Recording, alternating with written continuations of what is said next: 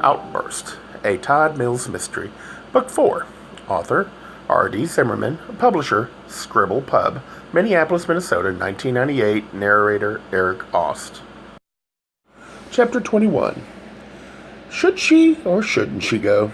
No, Chris thought as she stood in front of her mirror putting on her lipstick, and the answer was absolutely, definitely no. No, no, no. She shouldn't go. Not at all. Girl, of all the dumbass things, playing Meals on Wheels to some district court judge and going to that man's apartment was about as dumb as could be. But, of course, she was going to go. Among other things, she had to find out what, if anything, this was all about. Obviously, Stuart Hawkins remembered her. How the hell could he not after their little foray? But did he care for her as much as she might for him? That, of course, remained to be learned. Chris, however, was fairly certain of one thing, that the lust, on a scale of 1 to 10, was way the hell up there. She was no dummy, not after what she'd been through these past few years. Why the hell else would he have requested that she in particular make the Peacock catering delivery? What other reason could there possibly be? She grinned. A privately catered meal? What a conniving little bastard. As she took a Kleenex, laid it between her lips and pressed down, blotting the deep purplish red lipstick. She assumed this was a date, but what if it wasn't? What if he just wanted to see her? What if he wanted to show her off? Perhaps he really was having someone else over for dinner, as Travis at Peacock had been told. And that was a distinct possibility, one that Chris had to bear in mind. Sure, Chris could arrive with the extravagant meal, and there in Mr. Stuart Hawkins' wonderful condominium could be some beautiful woman, a gorgeous, rich heiress, perhaps. And then again, the story Hawkins had fed Travis could all be a crock, a ruse, a way of getting Chris into the privacy and intimacy of Hawkins' home. And bed? Fuck. She never used to cry, never, but here her eyes were doing it, starting to tear up. What the hell was it? The hormones or the shrink and his probing questions? Whatever, but she couldn't do it. Couldn't burst into tears, not now. Her mascara was great, the eyeliner perfect, and she couldn't go screwing it up. No, she had to be heading out. No time for a redo. It was just, well, the other night he'd read her gender expression as female, but what would he do if she hadn't been on a date in, what was it? Not since that night in L.A. a year and a half ago, and how had things gone then? Dear God. She could still hear the deafening blast of the gun. She could still remember the way his head had exploded. It wasn't supposed to have gone like that. Not at all. But things had gotten out of hand. What could she have done otherwise? She'd been hit before. Guys had beaten her, but nothing like that. No, not at all. Horrified by the memory, Chris stepped out of the bathroom, crossing the small basement room and sitting down on her bed, her eyes wide open. She stared straight ahead, but she didn't see the pine paneling before her. No, she fell down a bottomless hole, and in her mind's eye, she saw him. Dave. She still remembered the first time they saw each other. It was in a coffee shop, and though he'd just gotten off duty, he was still in his police uniform, which hugged those broad shoulders and slim hips. She was undressing him with her eyes when he turned and did the same, clearly visualizing what she might look like without her tight jeans and skimpy top. He was older than her. That much she could tell from a distance, but not over 30. Sipping her latte, she was sitting at a counter overlooking Melrose, and the next thing she knew, he was pulling up a stool next to her. It took all of about 15 seconds for them to strike up a conversation, and they'd ended up talking for nearly 2 hours. Everything clicked. Everything worked. It was easy, their talk. He was freshly divorced, though Why anyone would want to leave that guy, she hadn't understood. At least not then. Most importantly, he was funny, and she found herself laughing at all his jokes. She also found him enchanting, and when he'd asked her out for the following night, she didn't hesitate, not a blink of a second. But then, as she'd walked down the street a few minutes later, she found herself wondering how could such a stud like him be attracted to a freak like her. It didn't make sense. Not until later. Over Thai food the next evening, Chris had learned that Dave's wife had dumped him in a bad way, just kicked him right out onto the street. Or so he said, tried to laugh it off. Chris had pressed for more details, but he smiled and declined, which was fine, because Chris was content to stare into his dark eyes and dream of what might be. The guy was all beef, thick, hairy chest, gorgeous arms, and those wrists so strong and covered with that dark hair. So very, very guy. She just wanted him, wanted his arms wrapped around her, wanted him to hold her and love her and tell her everything would be all right. When he dropped her off later that night, they'd parked in front of her apartment and kissed. Well, hotter and heavier than Chris had ever kissed before. When he started moaning, "God, I've got to have you now," Chris had flushed with panic and barely escaped. She didn't see him for 2 weeks after that.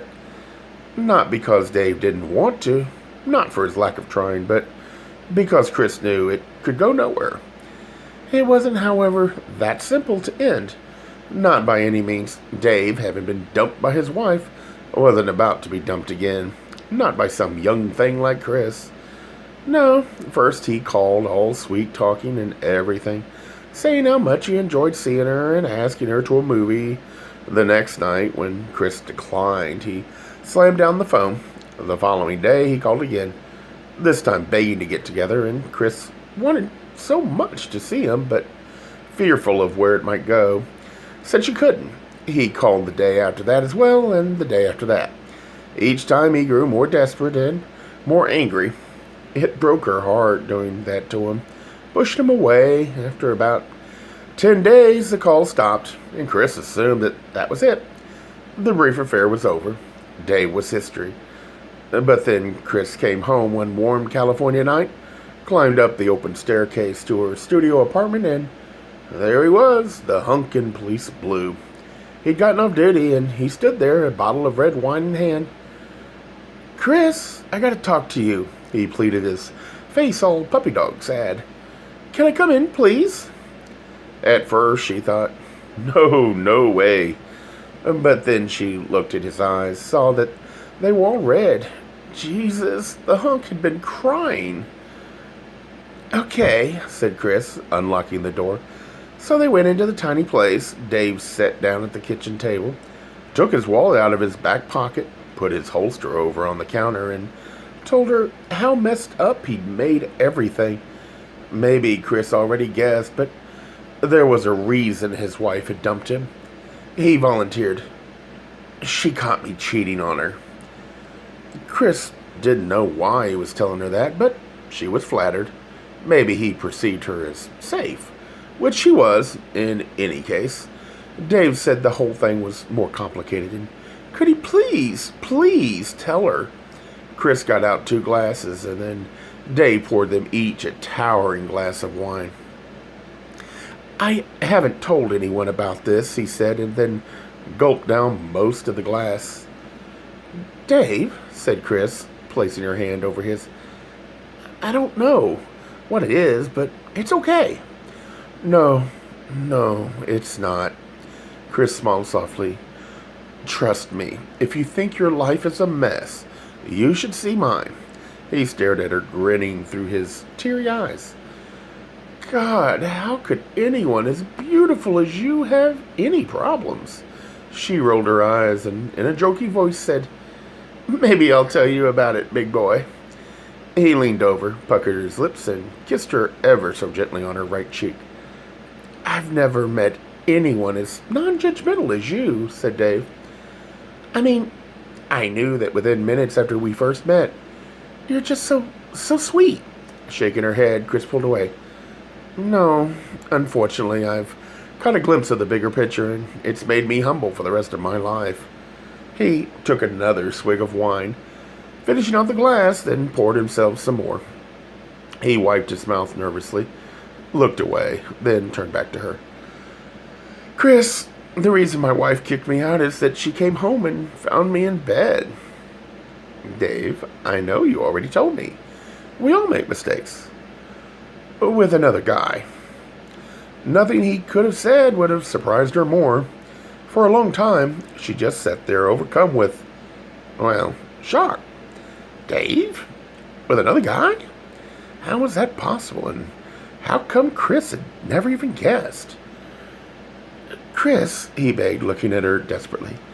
Say something. I... Tell me you don't hate me. She stared at him. What? My brother's gay, and my father never talked to him again. My wife found out, and she divorced me. He stared at the floor. I don't think I'm gay. I really don't. Maybe I'm bi. I don't know. I mean, I haven't been able to get you out of my head.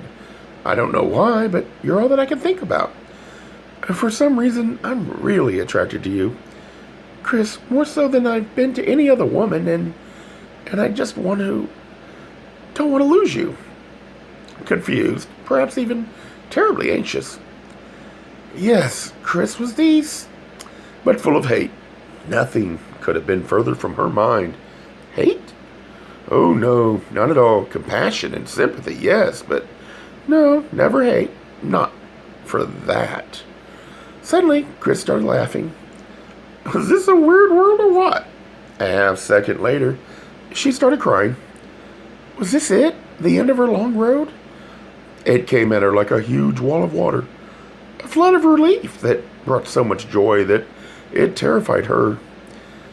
Dear God in heaven, here was this wonderful, handsome man in front of her, and did they, by some miracle, have one thing in common? Namely, their sexuality. It was too incredible to be true. She might have done it. Done the impossible. Found him. A guy who could actually love her for what she was. If he was gay, then he'd be delighted with her, right? What's the matter? Demanded Dave, getting all defensive. Listen, it's not like that's a big part of my life, but I'll leave it if you want me to. If you think I'm that horrible, I'll just go. No, cried Chris, lunging out for his hand. You don't understand. I don't want you to ever go. I don't want to ever lose you.